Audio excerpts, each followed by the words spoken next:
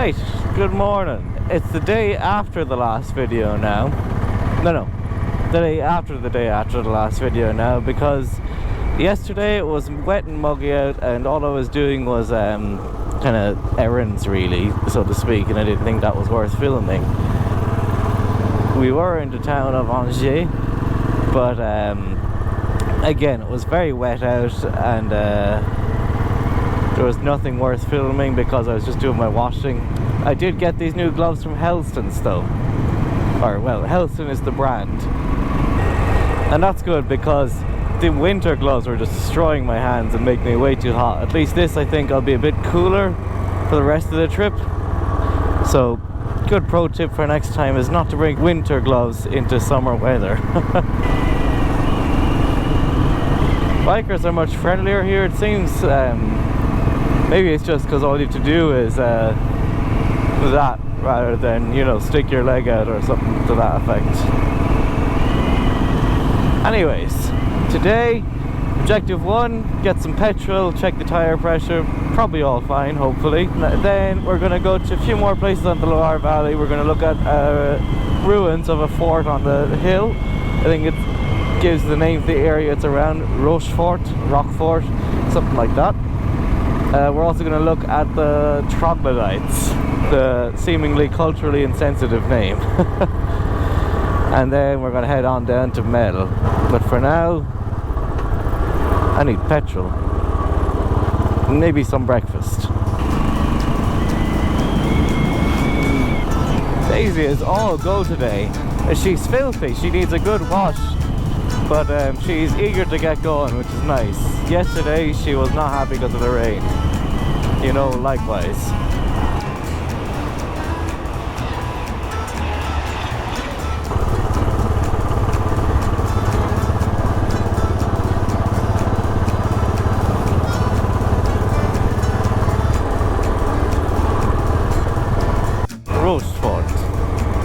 Rochefort? I could imagine Rochefort or Rochefort. Laning Light Edition. Nothing like what Saddlebags was through on the Witch in on the Trans-European Trail.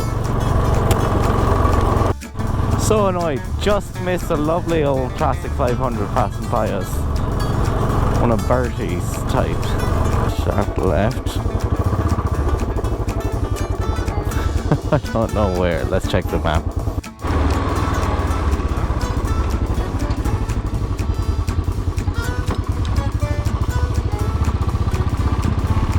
First stop today. It's a goat.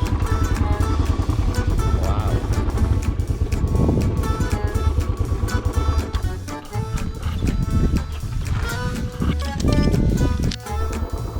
Well, unfortunately the little drone didn't have the height in it to get up there.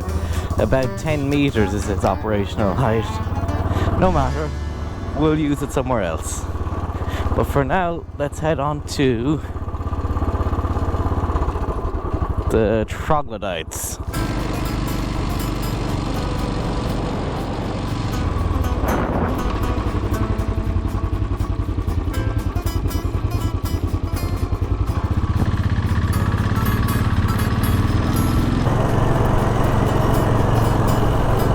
Wow. Merci beaucoup. Petrol. Oof, sorry girl. Wow, expensive prices here. But it's not open, so let's try another one.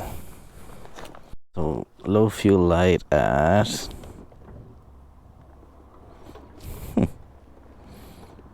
that angle. 20 minutes to the next petrol station. If not, then another 20 minutes. So hopefully we'll make it there.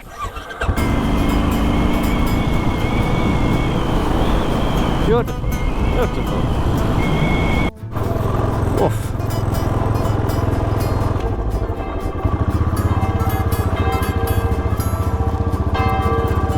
Super U, Saint-Chinon, a Super U a Drive, which I think means the Super U with the petrol station. So Fingers crossed. Get across home and get some petrol. Yes. Ooh. Look at this machine.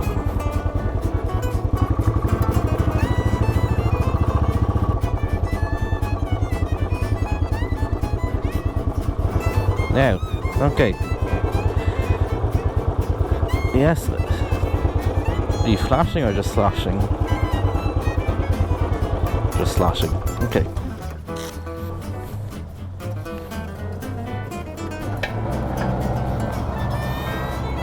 Thirsty.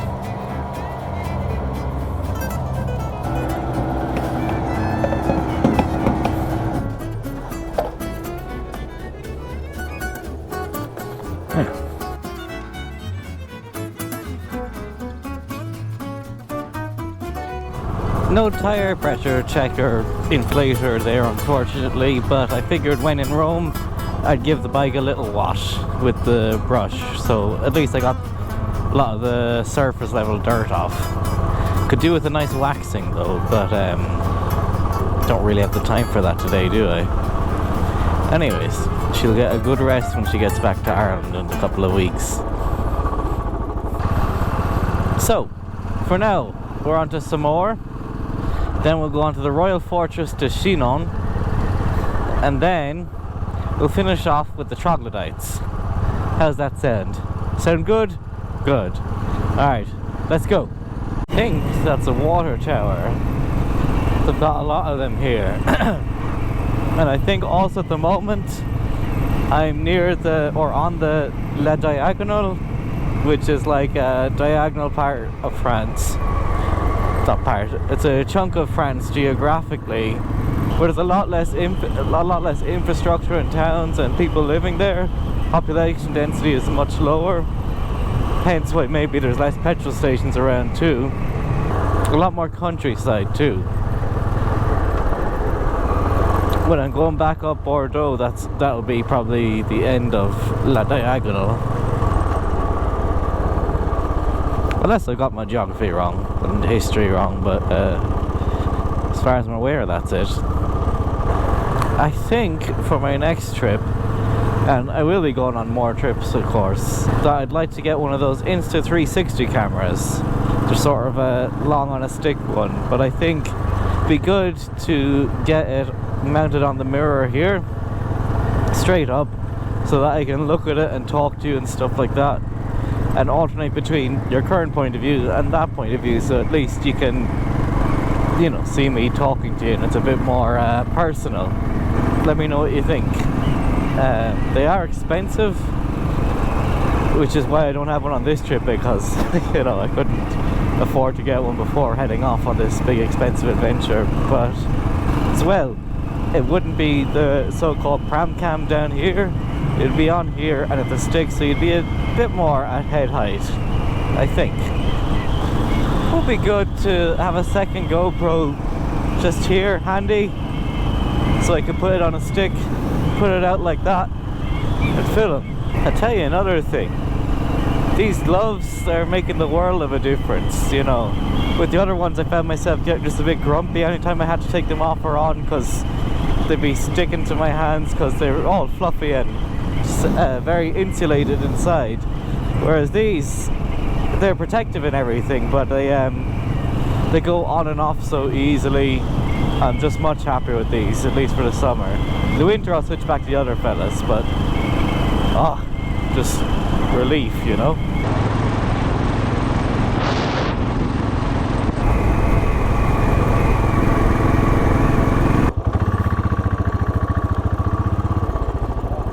Bonjour.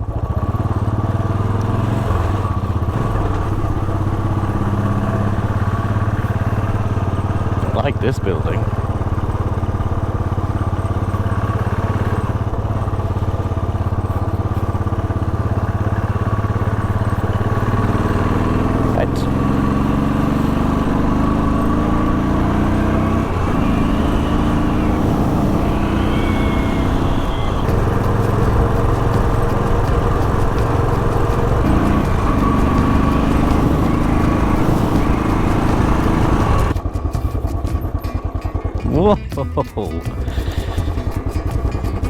Don't think I've ever done such a tight uppy downy turn like that.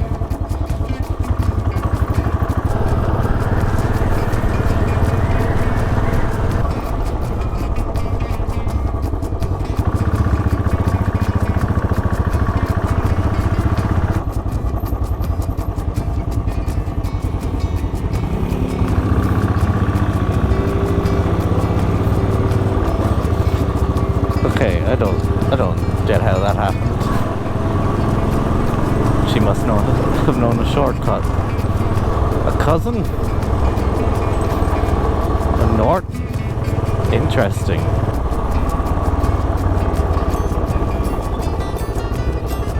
The cheek. Possibly we are in Saumur. All of a sudden I've got a lot more urban-y and a lot less rurally. Beautiful. 100% food chicken. Interesting. If they're claiming it's 100% food, something about that seems suspicious. Yeah, this is Saumur. Welcome. I'm probably definitely forgetting to go somewhere here in Saumur, but it's good to leave some more stuff to do next time, right? So we're just going to have a quick look outside the chateau, because it's very busy at the moment, and then onto the royal fortress of Chinon. Ooh. Now that was a big old bike. Bumble bike. Le chateau. Très bien. Très bien. The royal sewer pipe, perhaps? Ooh, beautiful. Geometric.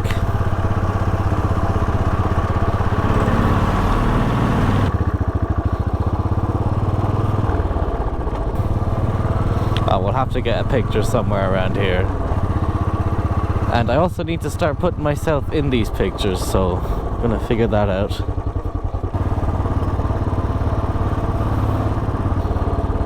Now, if I was very cheeky, I would go up there. But I'm not sure if I am that cheeky.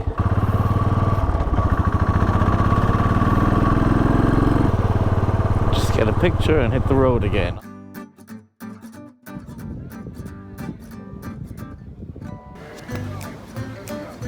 You know, I really should have put somewhere to stay in Saumur.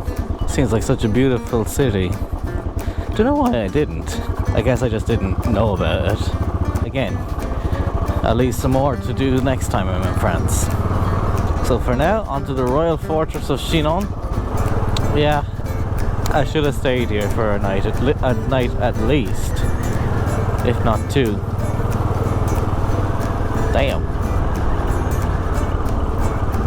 Damn, I thought we were going to be going across this bridge. I think it's a railway bridge. Hello.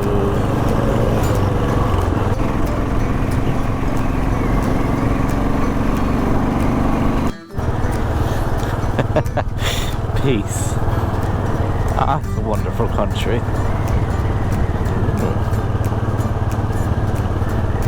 Maison bateau, perhaps. Houseboat. Welcome to Chinon. Cave ouvert. Cave open. But I think what they mean by that generally is like it's a wine cellar sort of thing. That water looks very inviting in this heat. That must be it.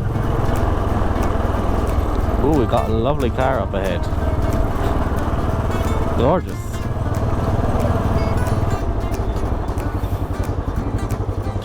No, that's just by foot, I think.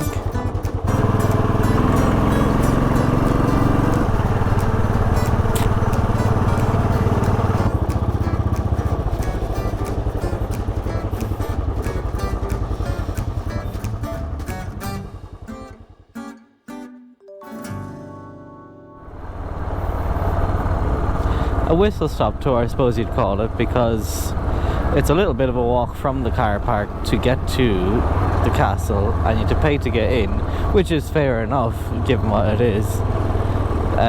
But we've a bit of a journey ahead as well. well, I do, down to Melle after we visit the Troglodytes. We better press on while the day is young.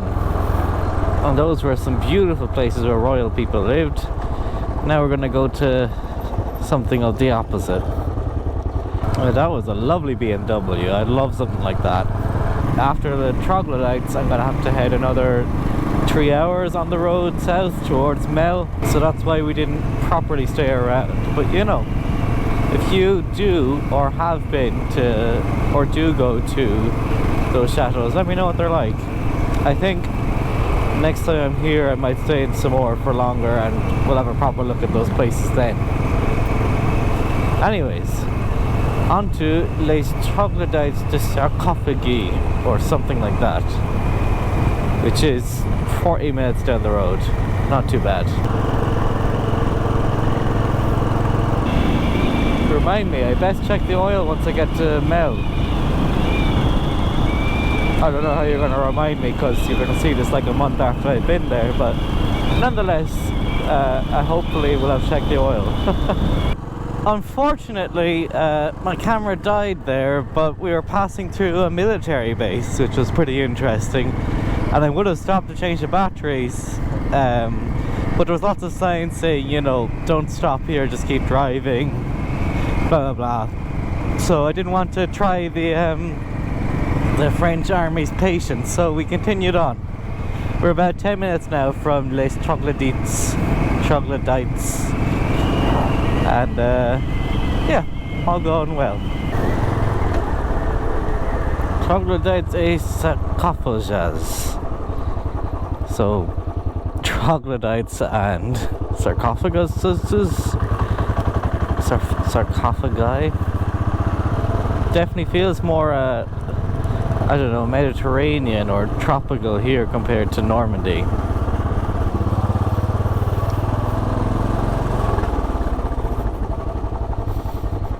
Now Daisy, here we are.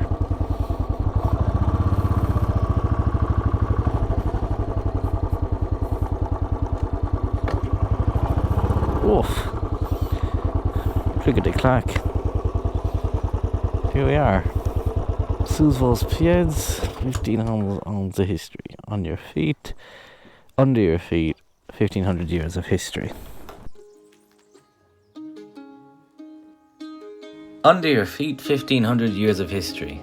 That puts the excavation of this underground labyrinth around the 5th century. Originally, a very poor population dug out this area, using it as a quarry from which sarcophagi were carved out of the malleable rock and exported across the region. Later, during the 9th century, people took refuge from Norman invasions here. They would take their animals and grain deep underground in complete darkness. It was impenetrable like a fortress, with the only way in through a person-sized hole. Air vents dotted the landscape, but despite this, disease was able to run rampant through the unsanitary conditions that the people lived in. Later on, during the 19th century, the peasants dug vast cavities, now called cathedral cellars, and used the extracted stone to build houses in the neighbourhood. A wine grower installed winemaking facilities into those same cathedrals, which can still be seen today. During World War II, the British were bombing the nearby train station, and the local populace were able to use these underground shelters once more. Well, that was fascinating. So troglodytes was the right word. I stand corrected, Dad. It still does sound culturally insensitive, though. But at some point in the 1990s, it got completely excavated by a man named Michel Cousin, or Michelcousin.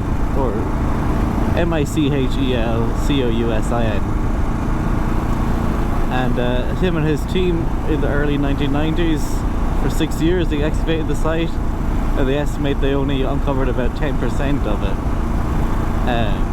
Which is mad to think that so long ago people built such a vast underground complex that even today it takes so long to re-excavate it. Worth a visit if you're in the area for sure. I think there's a couple of them around the area, but the one in that town is one of the biggest troglodyte dwellings. I still feel bad calling them troglodytes, but apparently that's the word for someone that lives under the ground. Anyways, that was it for today. I hope you enjoyed this video. For now, it's on to Melle for me, M-E-L-L-E, Melle, perhaps. That's where I'll be spending the night tonight. Tomorrow's video should be interesting, or whenever it goes up, but tomorrow for me, I'm going to an air show, and I'm also going to a motorcycle adventure museum, which actually has Royal Enfield as one of the cover images for it, so look forward to that. Anyways, I'll leave it there. Thanks so much for watching. Let me know what you think below, and I'll talk to you in the next video. Bye!